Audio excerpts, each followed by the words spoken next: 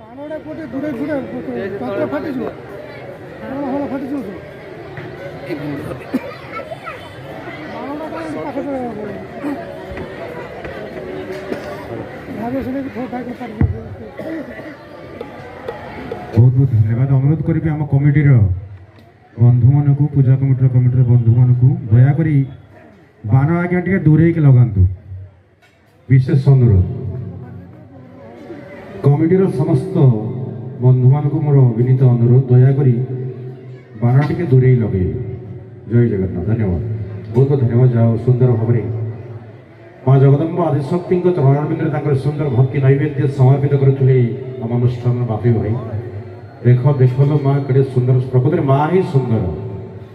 ଦୁନିଆରେ ସବୁଠୁ ସୁନ୍ଦର ହେଉଛି ମା, ସବୁଠୁ ବଡ଼ ହେଉଛି ମା।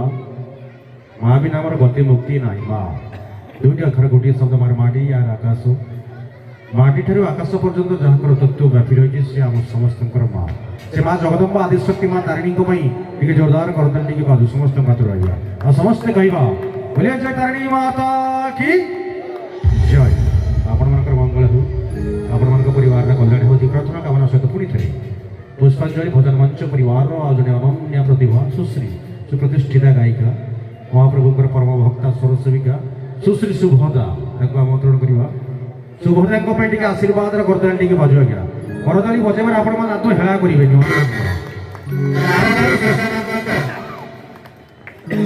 ଆପଣମାନେ